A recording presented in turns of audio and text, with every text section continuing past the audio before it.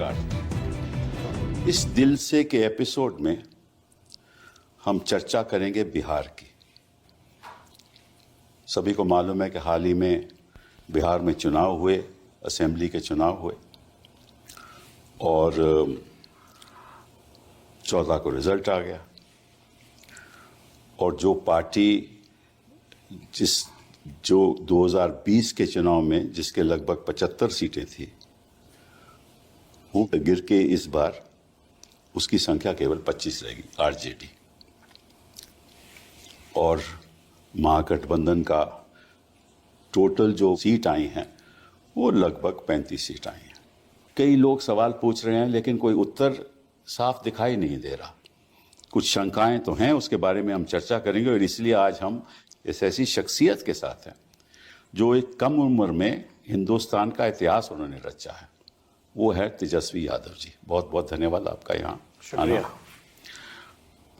हमें मालूम है कि आप वैसे तो क्रिकेटर थे, शुरुआत अपने क्रिकेट से की और आप दिल्ली डेयर डेविल्स में भी टीम में शामिल भी थे, लेकिन वो आपका 2000 मेरे ख्याल 12 में आप 11-12 तक आप रहे, तो आपने फिर छोड़ दिया। उसने 2013 में आपने तय किया कि मैं राजनीति में आऊँगा और 2015 में जब आप चुनाव लड़े तो आप मतलब के तब डिप्टी चीफ मिनिस्टर बने बिहार के।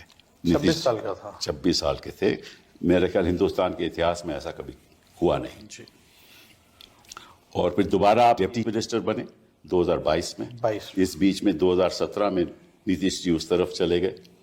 उस समय लीडर ऑपोजिशन और लीडर ऑफ ऑपोजिशन थे, वो भी सबसे दोनों एक्सपीरियंस रहा, सत्ता पक्ष का भी विपक्ष का और तभी भी सबसे युवा आप लीडर ऑफ ऑपोजिशन रहे हिंदुस्तान के इतिहास में।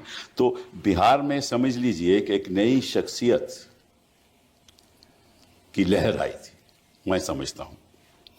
और बिहार का फ्यूचर आपके हाथ में है। मैं समझता हूं हार जीत तो होती रहती है, लेकिन बिहार का फ्यूचर आपके हाथ में है और अगले 5 साल बताएंगे कि क्या होने वाला है, क्या नहीं होने वाला। लेकिन आज जो हम चर्चा करेंगे वो आपसे इस बात की चर्चा करेंगे कि 2020 में तो आपकी 75 सीटें आई, तो ये कम होकर 25 कैसे हो गई? इसके कारण क्या आपके हिसाब से? मेरे भी कुछ इसमें ख्याल है, मैं बाद में कहूँगा। देखिए, ये बात तो कोई भी डाइजेस्ट नहीं कर रहा। खासतौर पे बिहार की भी जनता से भी बात की जाए आज भी, तो उनको भी ये पच नहीं रहा बात। और मैं तो ये दावे के साथ भी कह रहा हूँ, जो बीजेपी के या जदयू के सत्ता पक्ष के जो विधायक भी चुनाव जीते हैं वो भी विश्वास नहीं कर रहे। अच्छा, देखिए, आपने जैसे पहले बिहार के बारे में जिक्र किया, बिहार सबसे गरीब राज्य है। बिहार में कोई उद्योग कारखाना नहीं है, सबसे ज़्यादा बेरोजगारी है और सबसे ज़्यादा पलायन है। और ख़ास तौर पर अगर बात की जाए शिक्षा स्वास्थ्य के बारे में तो सबसे फिसड्डी राज्यों में से है।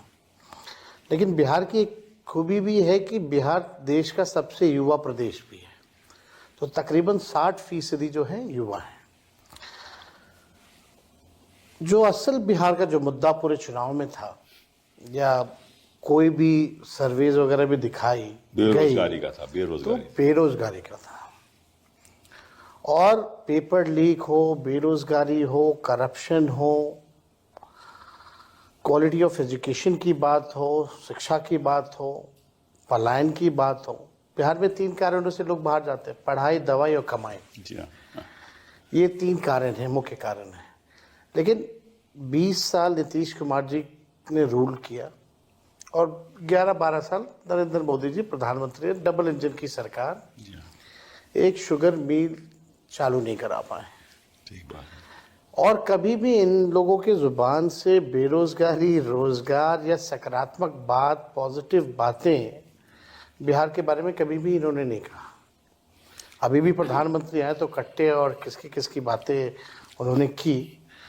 लेकिन 2020 में सबसे पहले हमने ये घोषणा की थी कि अगर हम मुख्यमंत्री बनते हैं तो पहले कैबिनेट मीटिंग में पहला कलम अगर मेरा चलेगा तो 10 लाख नौजवानों को सरकारी नौकरी देंगे। लोगों ने बढ़ चढ़ करके जो है हम लोगों को सपोर्ट किया और केवल डिफरेंस जो था 20 में वो 12,000 वोटों का था, हमारे अलायंस में और उनके अलायंस में।